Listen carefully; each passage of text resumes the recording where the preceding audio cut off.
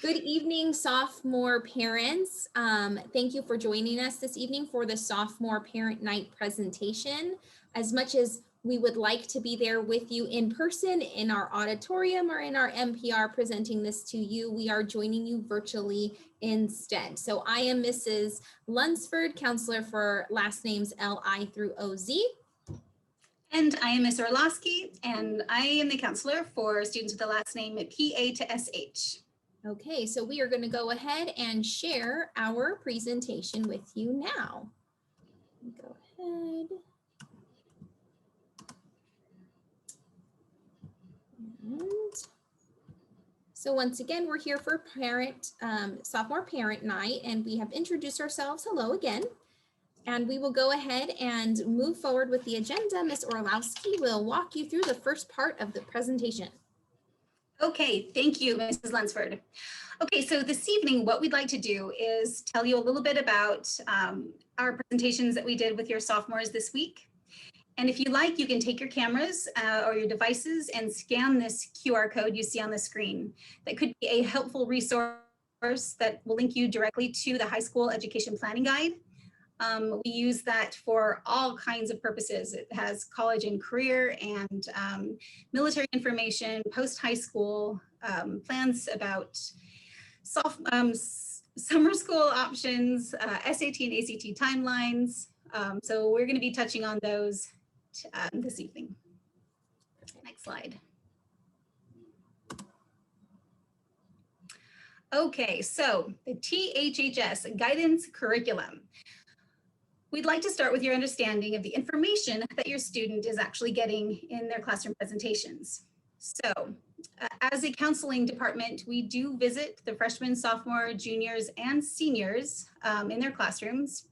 This year is a little bit differently due to COVID-19 restrictions. We are administering all of our presentations through an online forum, online recordings.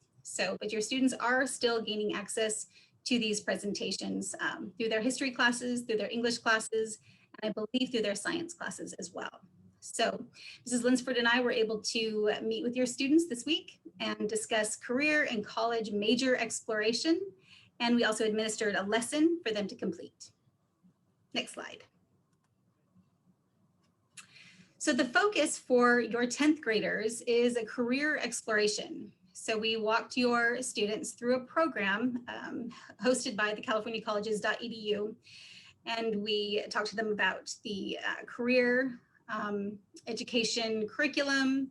We talked to them about going straight from high school to community college, to four-year colleges, to technical education.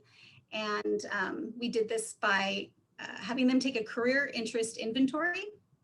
And it's, we like taking it. One of the first questions is, would you like to build kitchen cabinets? And there are about 60 more questions following that will help your student distinguish what kind of careers could best suit their interests. So the part of the lesson that we'd like to encourage your students to do is choose 3 of the careers to explore. They are encouraged to search job growth, education required and related majors, and average salary. This interest profiler within the colleges, californiacolleges.edu, will allow them access to that information. Next slide. Okay, so graduation, college admission requirements, SAT and ACT testing, if at all, and post-secondary educational options. That is what we will be discussing next. So their graduation requirements, college admission requirements are different. Graduation requirements from an SVUSD high school is different than what the colleges require for admission. As you can see, it's very lengthy, and I will highlight the differences between CP, means college prep, VAPA is a visual and performing art, and LOTE is a language other than English, formerly called foreign languages, modern languages, world languages. Next slide, please. If you'd like to take your device, your phone, and scan this QR code, this will link you directly to the Trabuco Hills High School UC approved course list. All of the courses that you see on that list have been approved for college admission purposes. Okay, so because of COVID-19, things are a little bit in flux, and changes are quite dynamic. For the SAT and ACT, we're going to discuss a little bit about what's normal and what's going to be happening during COVID. So this year, for this year's seniors, a lot of the colleges are admitting students not based on SAT or ACT. Some schools, if they do have SAT or ACT scores, they will consider them. However, the UCs and Cal States are a test blind option this year, which means that even if they have those test scores, they're not going to be basing admissions on that. It's going to be strictly on the application itself and grades from their high school. However, in traditional times, we will see a change in the SAT and ACT as we move forward after COVID. Next slide, please. Okay, like I said earlier, college admission testing is undergoing massive changes right now. And one of those changes is that they have eliminated the SAT subject tests. So a lot of ways that students were able to show their knowledge in a certain subject was by taking an SAT subject test in, for example, physics. But they are no longer administering those, and they're concentrating more on efforts to administer online testing. And thank you. We do encourage you to stay up to date with our newsletters, because we will inform you as soon as we know the information. So we thank you for your understanding and patience. We do still encourage our sophomores and juniors to take the SAT or ACT practice tests. And when they are offered in a safe setting, we are encouraging our students to take them. Okay, so in traditional times, college admission testing and timeline. We do encourage our juniors and sophomores who are enrolled in geometry to take the PSAT and MSQT in October. We did offer it this year, and we are most likely going to be offering it again. Students that score in the top 1% are able to qualify for the National Merit Scholarship finalist. In February, we do encourage our students to take a mock ACT or SAT. This helps them decide which one is best for them to take. Some students score better on one over the other. The SAT students are not penalized, or excuse me, the ACT students are not penalized for getting wrong answers. They're only penalized for, they're only penalized for getting wrong answers, not leaving an answer blank. Okay, so if you're a more strategic test taker, then your students should take the SAT. If they are more straightforward, the ACT is a better test for them to take. But a good way to find out is to take a practice test. And like I said earlier, the Cal States and UCs are not accepting scores this year at all, and SAT subject tests have been eliminated. Next slide. I believe you're going to take it away. Oh, yes, it is my half of the presentation. So go ahead and switch over here. So we're going to talk about what options students have after high school. So the important thing to know is that there are so many doors available for your student here at Trabuco Hills High School. Students prepare for all types of success after high school, whether they or not they want to go straight to a 4-year. We prepare them if they want to go to the community college first. For certificated programs, we offer a lot of CTE options here as well to prepare them for those. Some students choose to go directly into the workforce for specific things. And then of course there's the military. So in that QR code from the beginning of our presentation that linked you to the planning guide, this is a reference for more information on each of the pages for you to find that specific information and more detailed information on all of those different categories, but we'll touch a little bit on each of those. So first stop is community college. So community college is really a step forward into just about anything, right? So a student doesn't have to complete their A through G requirements or to be the most academically successful in a sense, having all of those great grades to go to the community college. So basically anybody can attend. And they offer a variety of certificated programs at each of the different types of community colleges. Some of them are listed here, such as hospitality management, different medical fields, etc.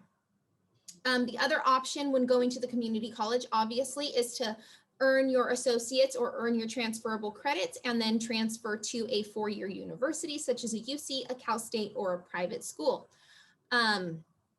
There are additional opportunities also for support at the community college, and students are able to actually take community college classes while they're here at Trabuco Hills High School. So if you have an outstanding academically, a student who wants to challenge themselves to take a college course while in high school, all they have to do is apply and complete the necessary forms in order to attend, keeping in mind that they're adding course rigor, and that community college is still a college class that they need to take seriously. So they have a lot of different opportunities in order to earn certain certificates, even by the time they graduate, depending on what they participate in. They also have the opportunity to take their language. If, for instance, your student isn't interested in Spanish or French or German here at Trabuco, they could take sign language, and students actually really love that class.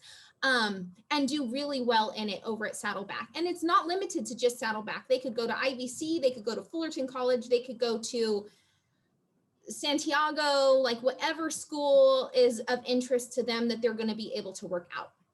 So at the community college as well, their courses are transferable. Some of them are transferable to Cal States, some of them are to UCs and Cal States.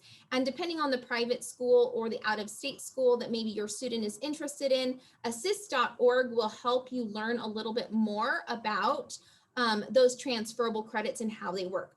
The other great thing about community college is they do accept AP and IB scores for college credit. So depending on the classes that your student takes here at Trabuco and scores well on their AP exams, for instance, they may not have to take a certain type of class at the community college and are given college credit for that. So it's worth looking into. They also have transfer agreements to get into UCs and Cal States. So really, if going to the community college, it's an opportunity for students to really choose what's best for them. And it's a great way for them to figure out, for students who don't know exactly what they want to do after high school, to figure that out at the community college. The community college also offers, all community colleges within the state of California also offer a promise program, and each one has different eligibility requirements, but what it basically gives you is up to 2 years free tuition plus money for books and incidentals. So it's a great program for a student who is still trying to figure things out, or maybe just isn't mature enough to move away, or you want to save money on those first 2 years as they figure out what career interests they're really looking into and what they want to study in college. So community college has a lot of opportunities. So of course, we know that in the state of California, we've got the Cal State system.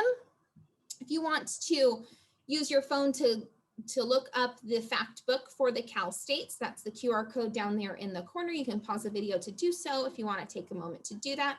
So there are 23 campuses across the state of California, and depending on the school, there's froze, be patient with me. So there's a lot of different opportunities at Cal States as well for admissions, and each school kind of focuses in on different programs and different populations. Finding the right Cal State for a student is just like finding the right school of any kind. So SATs and ACTs right now are not required, like we mentioned earlier. What they're looking at for admissions is the types of classes that you took and how well you did in those classes. So yes, the minimum GPA is a 2.0. However, it is pretty competitive, and you want your student to really be ready to perform well in college. So it's not just about the GPA, it's how well did I do and how much did I learn to prepare for success at the college level. So those are really what is factored in. Most of the GPA that is calculated comes from your A3, I won't say most, all, your A through G courses from 10th and 11th grade. This references the eligibility index, but the eligibility index is really not part of admissions consideration right now because, never mind, there's no test scores. So they're doing things a little bit differently right now, long story short.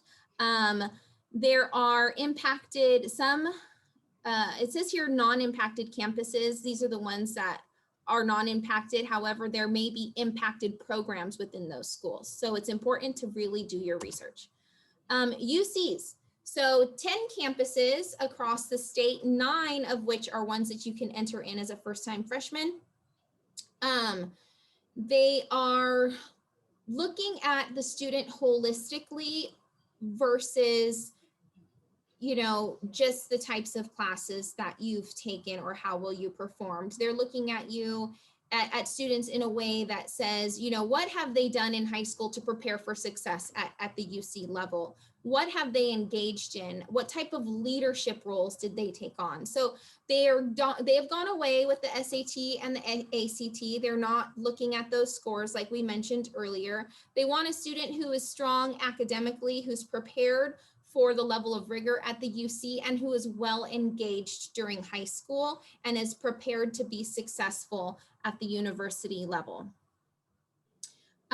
They do have a PIQ, personal insight questions that students have to answer during the application process as well. So top factors in college admission. So we talked about grades, and it's not just the GPA, it's how well did you do also in specific classes? Did you build your rigor along the way? Did you perform better with each and every year, right? So the strength of curriculum is what I just touched on. SAT and ACT scores we just learned is out of the question right now for Cal States and UCs. However, not totally out of the question for every school in the United States. So they're also looking at extracurricular activities, like I mentioned earlier. What types of leadership positions have you took on? What types of clubs were you involved in? Do they revolve around your interests and the major that you want to go into? So really what they want to see is, if your student is interested in film, they want to see that you took opportunity while you were at Tribuco to be in the film program and to take the right classes and to build a portfolio and do all of those things to prepare them. It's not just a, woo, I want to make movies now, right? So they really do want to see that students doing those things. And so those are the factors that you want to encourage your students to take part in, those different types of things. Essay writing is also something that is looked at depending on the school. So I mentioned the PIQ questions. Those are more interview style questions. However, when applying to privates and out-of-state schools, they will have to write an essay, and writing is considered. Class rank is considered at many schools. And then it says on here work experience, and that actually does play a role. So we might have a student who does a number of things here on campus and is super great and super strong academically, but they might consider a student who did all of those things and maintained a job or overcame adversity, because it shows their resiliency and it shows that they're able to balance life with school. And that's what they're also really looking at.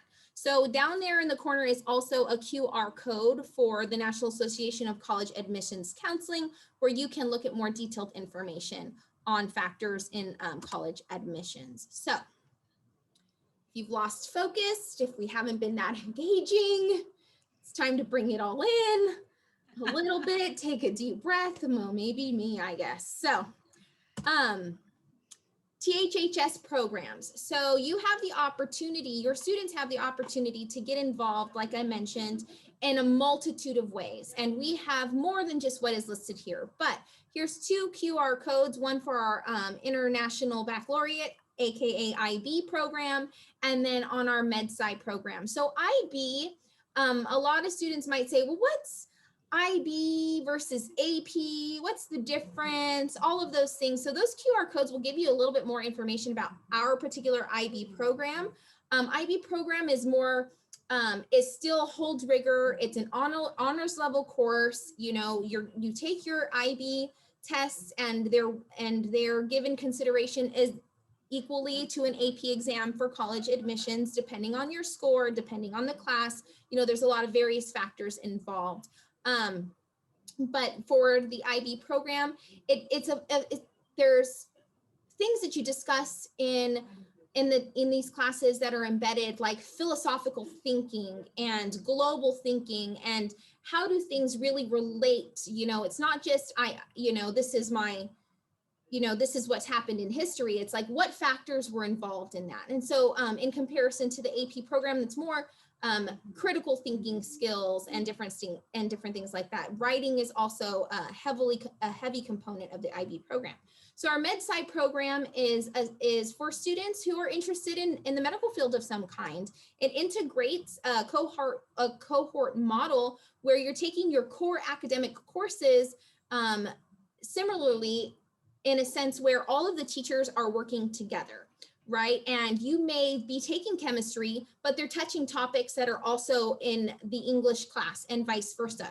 So it's almost like well, not so much this year, more of School within a school. A school within a school. Yeah, I guess that's a good way to put it. It covers a lot of different things, and they really do work together as a team, all of our teachers, to build our students and keep them going through this cohort in the various medical classes and thinking and preparation in mind. Excuse the bell. We are here on campus, if you can hear that. Something for everyone. So here at Tribuco, we have a variety of different classes and opportunities for students to really get involved and to explore their interests. And that's really what we want to encourage them to do their sophomore year. It's a time where students kind of just, sophomore year is a time where they kind of just like, oh, I'm used to high school, no big deal, nothing really matters till junior year. Well, it actually does. The types of programs that you get involved in, the things that you do, you really do want to start preparing for what comes next, and you want to take sophomore year into account in doing that. So this is why we encourage them to start thinking about, what am I interested in? What am I looking forward to? What type of work environment do I see myself in? Do I like to work with my hands, or do I like to be with people? Do I like to work alone? Those types of things, figuring out who they are and what they're looking for will lead them to the type of career that they will feel most successful and most happy in. So we have lots of opportunities here at Tribuco for them to try some of those interests, right? Okay, so we also want our students to be healthy. So this year has taken a toll on so many students, not just at our school, but across the nation in so many different ways. And we really, really, really, really strongly encourage you to support your students in helping them find balance between school and life. No matter what, even if when we move back to a traditional school setting. So some of the factors involved in really taking into account a little bit of everything and managing everything is we want them to be mindful of their time, be able to manage their time well, and to know, I've got all of these different things I have to do. How am I going to get them all done where I'm still going to feel like I'm capable and I'm achieving things, right? So we want to use planners if planners work for you. If your student is one that needs to be reminded of things, utilize your calendar, set reminders. There's an app called Notion that a lot of my students really, really love, that's helped them get really organized. Some of us counselors have put together separate planners for students depending on their specific needs, and when we have general ones too, just for them to track, like, what do I need to get done? How am I going to get it done? And in what time can I get it done? And being able to work in all of the other stuff as well.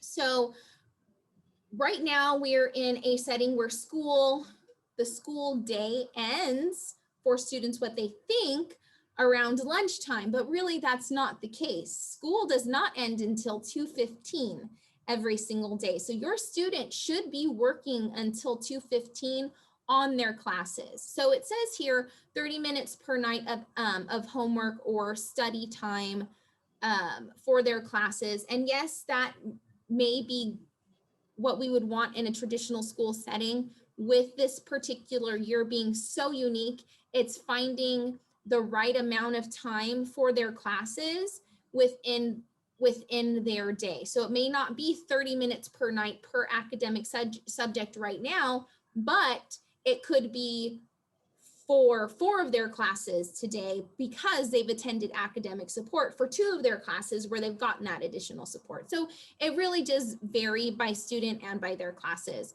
Eliminating distractions, that is huge right now, right? So we want our kids to be focused on what needs to get done, taking their phones, putting them in a different room to charge, you know, eliminating TV, sitting in a place where they're able to engage, all of those kinds of things. When we go to a more traditional setting, we would want that also during homework time or study time. So it's great to get involved, like I've been mentioning this whole entire time. So what we also want to encourage you to do is not just to get involved in activities, but get involved with learning to access support systems here on campus. So speaking up for yourself, advocating, when your student is struggling in so many ways, you know, and they need certain academic supports, that's what we have academic support time and now tutoring for during lunchtime Tuesdays through Fridays. So really taking advantage of those opportunities, asking for help, speaking up when you need it, and choosing meaningful activities that you can engage in. And then of course, we want them to take care of themselves.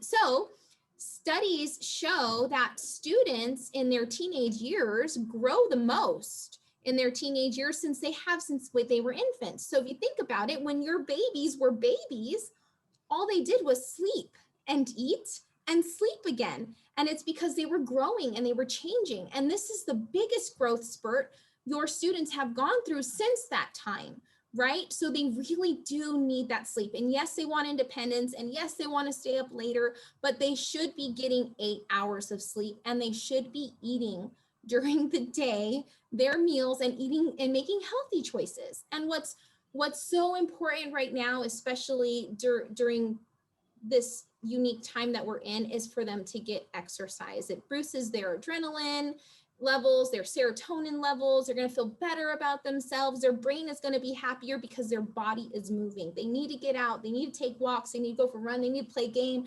They need to catch a ball, you know, dance in the grass with their bare feet, whatever it is that they can do to just get moving and to enjoy themselves.